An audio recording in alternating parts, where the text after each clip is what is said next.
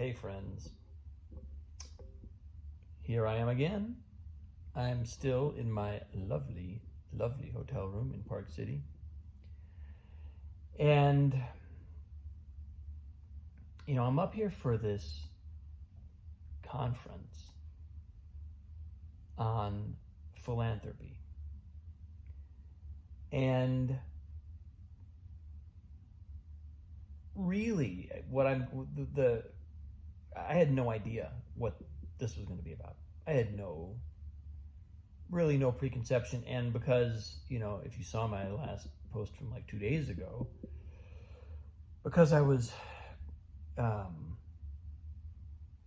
the last week or so before coming out here, I was really kind of intensely working with my daughter to get ready for her violin recital. We ended up having a couple of whole days together because of a day off from school and a day she had a dentist appointment. So I was kind of in total parenting mode, just letting myself be in that mode, not even thinking about this leadership retreat coming up. And I was like, I'm going to get there and it's going to be great. And man, it's day one, right? This is the end of day one, but it has been spectacular. There has been not only just ongoing, inspiring conversations about, not just philanthropy. I mean, the thing is, what I'm realizing is that this conference is it's really about institutional leadership and leadership, period, leadership per se as such. And so it's drawn people, presenters, who, sure, some of them work in philanthropy and some of them that's their focus, but a lot of them are working on, like I had a conversation with a woman this evening about,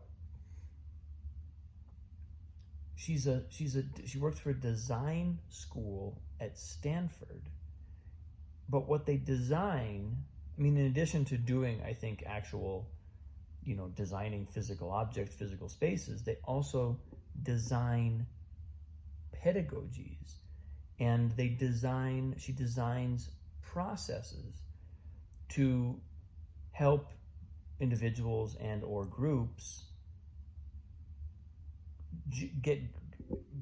generate goals and make progress on their goals and navigate the inevitable conflicts, the inevitable dynamics of group conversations that might come up.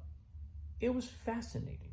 We had a probably 90-minute conversation over dinner. And it was just like, myself and my colleague Billy, and then this woman. We talked for just nonstop in a totally inspired way for all of dinner. And that was at the end of a day of really great presentations and a couple of other really interesting conversations. So I know I'm in the right place. I had this moment, I think yesterday, where I thought about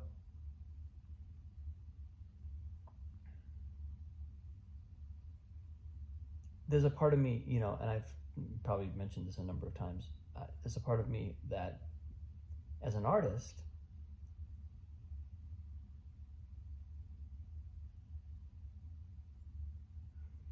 well, let me not even, I don't even want to voice the sentiment that I've felt in the past that feels restrictive.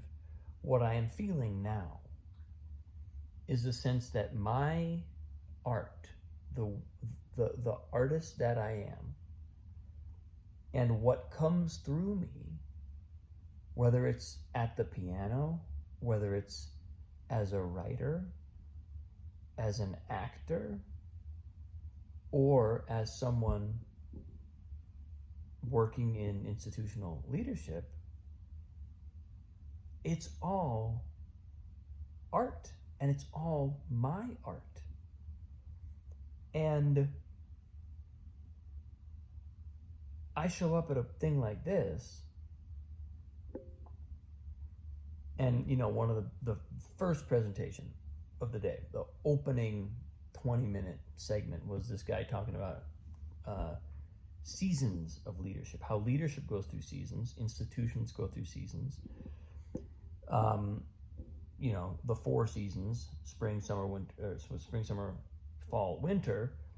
How we often resist the season of winter, both as institutions and as individuals, and how American culture as a whole sort of resists winter. We have a culture of kind of eternal summer. We think we should always be going full out. Things should always be flowing. There should always be this gushing abundance, this gushing productivity to our work.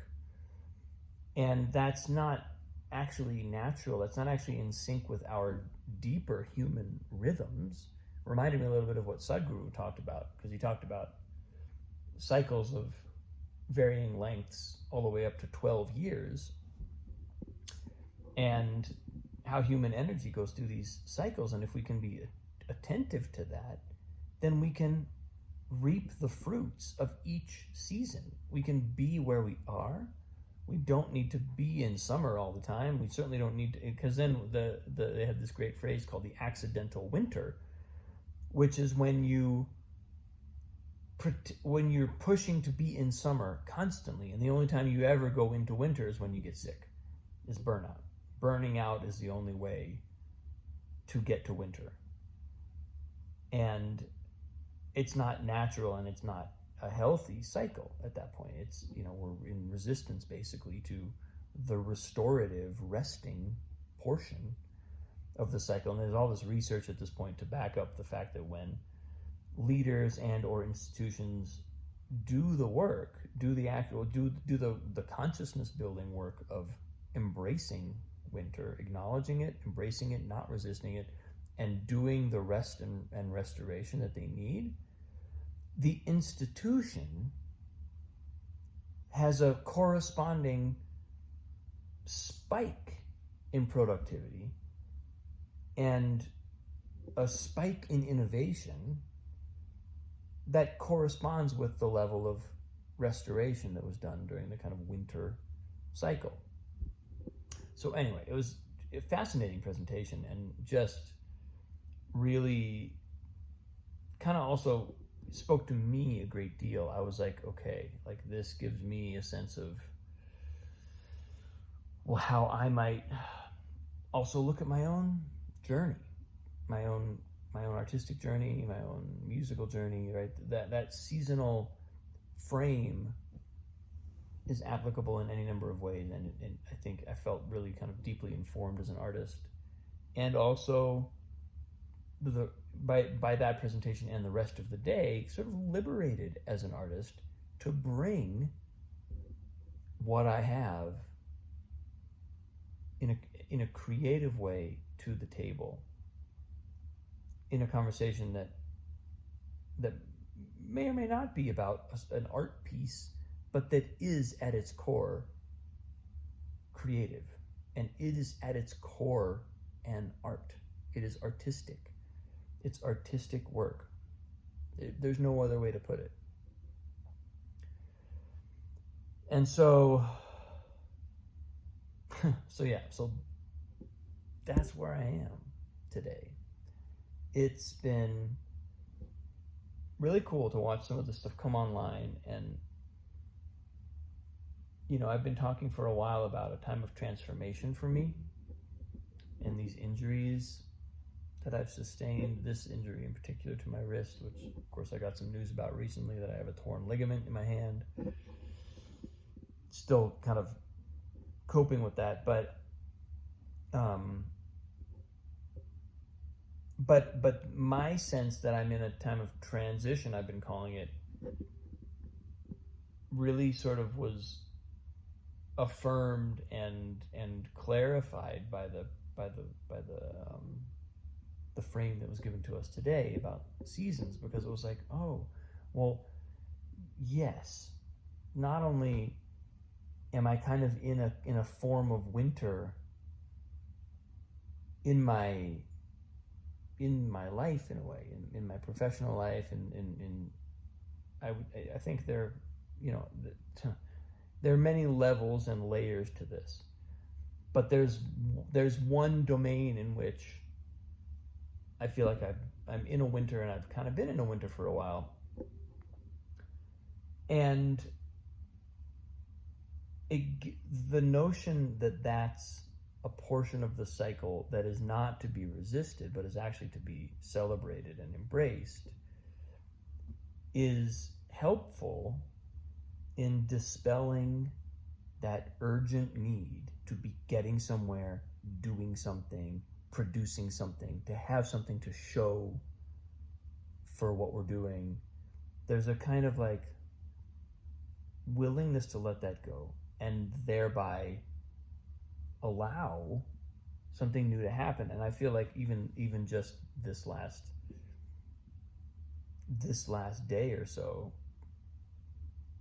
I'm starting to see, oh, I've been in a winter. I might even still be. I might even have some ways left to go. But this conversation and this context and these contacts are creating a sense that something's calling me. There is going to be another resurgence of energy. And I don't have to force it to happen quickly. I don't have to know what it is yet. I don't have to define it. I can just feel it. I can just perceive it, let it resonate with me,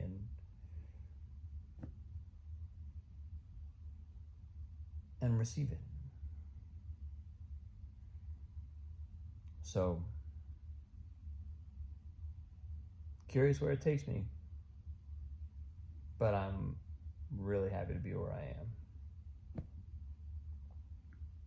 So that's where I am today.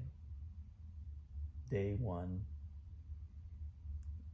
My favorite phrase today was accidental winters, because it so perfectly encapsulates what happens when we don't embrace seasonality. So